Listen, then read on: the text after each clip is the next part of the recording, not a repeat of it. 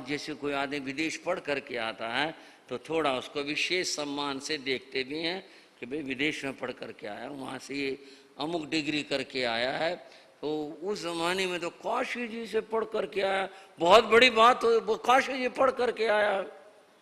उसे देखने के लिए, मिलने के लिए बहुत लोग आए गांव के। तो आकर के बैठे बात करने, एक बुजुर्ग भी आ गया। तो बोले बेटा पढ़ आया तू? बात हरियाणा के। बोले हाँ दादा पढ़ आया मैं। बोले अच्छा बेटा तने लिखना आ गया? समझ तो आ रही होगी हरियाणा की। वो बुजुर्ग बोले बेटा तने लिखना आ गया? बोले हाँ लिखना आ गया। वो समझ गया बुजुर्ग आदमी है, बेचारे समझते तो है नहीं भाई, जब मैं वहां पढ़ कर क्या मैं लिखना नहीं सीखूंगा, चलो जो बोले हाँ हाँ दादा लिखना भी आ गया। बोले मैं कि मैं लिखवाऊं? लिख देगा तो? बोले हाँ लिख दूंगा। क्या लिखवाना? बोले लिखिए। एक कागज मंगाया गया, एक कलम मंगवाई गई। बोले लिखिए। लिखिए। बोला दादा इतना नहीं पढ़ा मैं, इतना नहीं पढ़ा मैं तो जो पढ़ाऊं थोड़ा ही पढ़ाऊं। ये तो पढ़ाई ऐसी है जो कहीं ऊपर राम जी तक पढ़ने की बात है, इतना नहीं पढ़ा मैं। बंद हो ब्राह्मी की बात ये थी, उसमें हर ध्वनि को लिखा जा सकता था। अब ये ध्वनियां हैं जो मैंने अभी आपके सामने की, जो उच्चारित की, ये ध्वनियां हैं।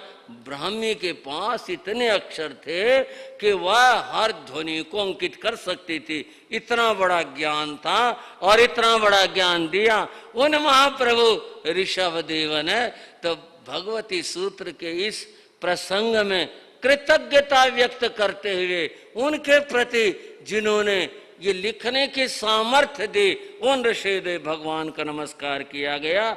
लेकिन जो शब्द है वो है नमो बम्बिये लिविये, मैं ब्राह्मी लिपि को नमस्कार करता हूँ। इसका अर्थ इतना ही है और समझने का अक्षरों से नहीं, भाव यह उस साधन को जिसके द्वारा हमें ये योग्यता मिले, हम ज्ञान लिख पाए, लिख सकें। और भगवान महावीर के 980 वर्षों के बाद में फिर ज्ञान के लिखने की परंपरा चली थी, लिखा गया था। उसके बाद लिखा गया है, उससे पहले सारा मामला मौखिक था, श्रुत था, सुनकर ही सीखा जाता था। उस जमाना वह था। तो यह कृतज्ञता के लिए नमन है, ब्राह्मी लिपि को नमस्कार। और क्या होता है आगे? आगे फिर चलेंगे भगवती सूत्र की चर्चाओं में, और आगे क्या कहा गया और क्या बातें बताई। आज इतनी बात। और अब उन महापुरुषों की बात करते हैं कि जिनका पूरा जीवन तपोमय त्यागमय जीवन था।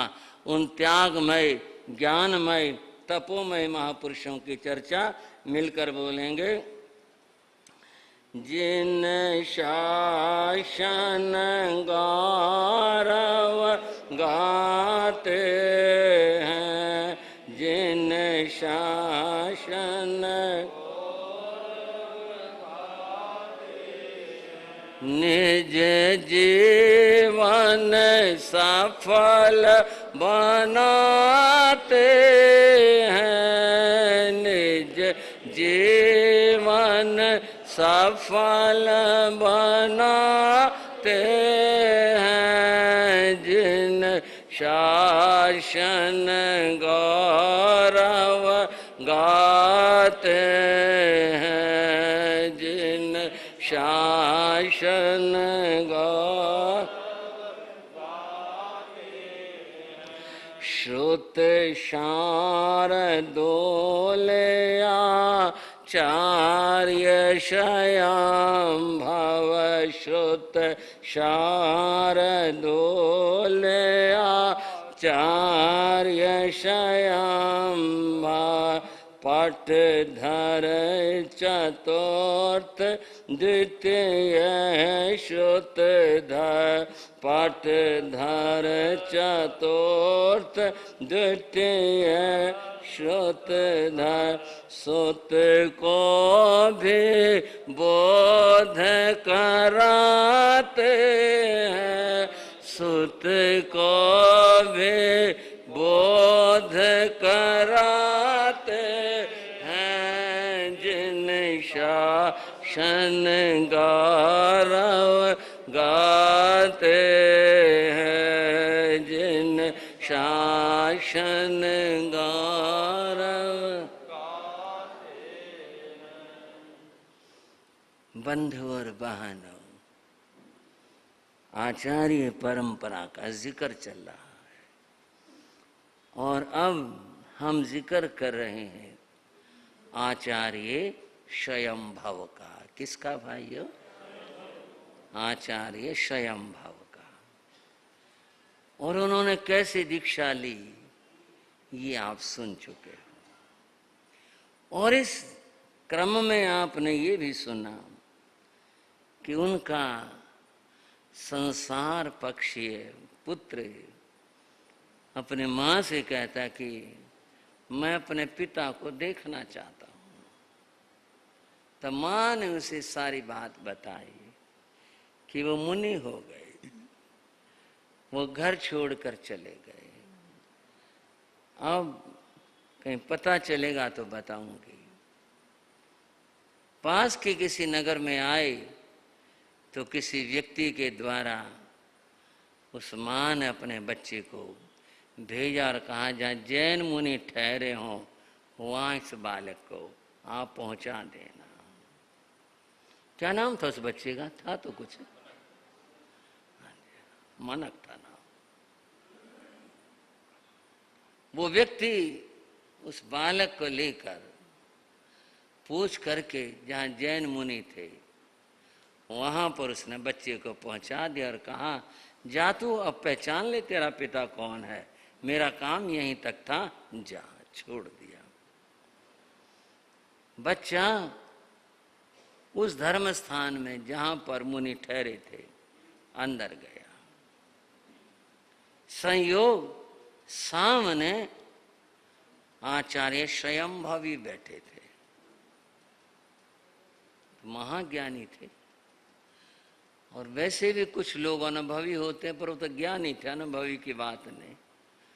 उन्होंने तो देखते ही उसका चेहरा पहचान लिया, ये तो संसार पक्ष में मेरा पुत्र है। ये कैसे आ गया यहाँ? आ गया होगा जैसे भी आया। अब वो विधियां तो जानता नहीं, वंदन की नमन की कुछ। आगे आया और उसने आचार्य स्वयंभव को देखकर बोला मुझे पिताजी से मिलना है, पिताजी से मिलना है। हाँ, तुम्हें क्या पता तुम्हारे पिताजी हमारे यहाँ पर हैं? मेरी माँ ने बताया कि वो जैन साधु हो गए और उन्होंने भेजा है, तो मेरे को मेरे पिता से मिलवा दो। मैं तुम्हें बता तो दूंगा तुम्हारे पिता कौन है और कहाँ पर है, पर एक बात तुम्हें हमारी माननी पड़ेगी। बोला बताओ क्या बात माननी पड़ेगी? कि तुम किसी को ये नहीं बताओगे कि ये मेरे पिता हैं। उसके बारे में जो मैं बताऊंगा तुम्हें ये नहीं बताना होगा।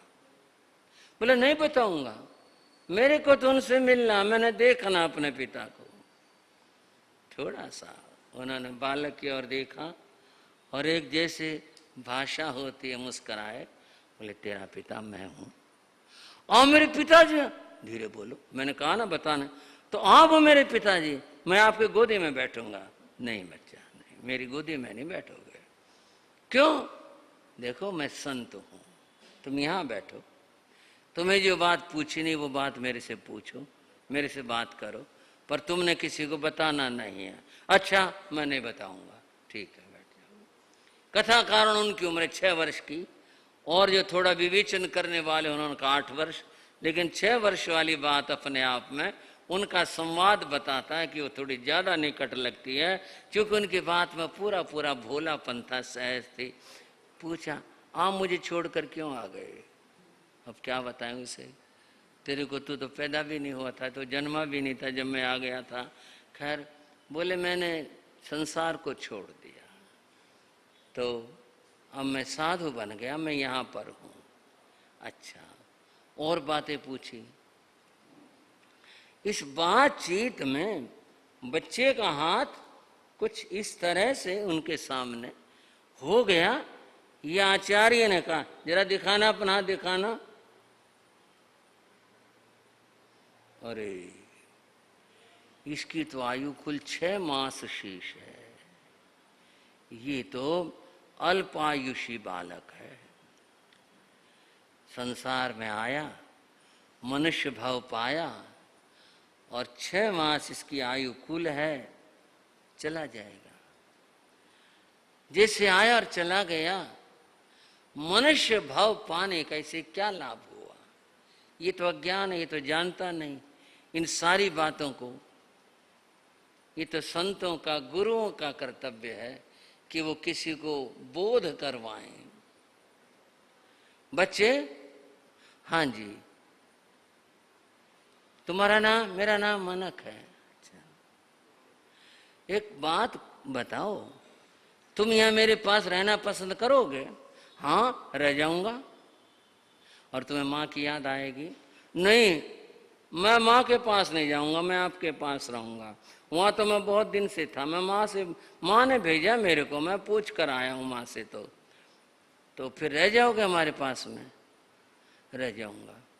और फिर तुम घर जाने की कहोगे? नहीं, मैं नहीं जाऊंगा, मैं घर नहीं जाऊंगा, मैं यहीं पर रहूंगा।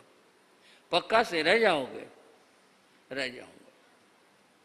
बच्चे, एक बात और है, हमारे पास जो रहते हैं ना, जो भी कोई रहता, उसको हमारे जैसे कपड़े पहनने होते हैं।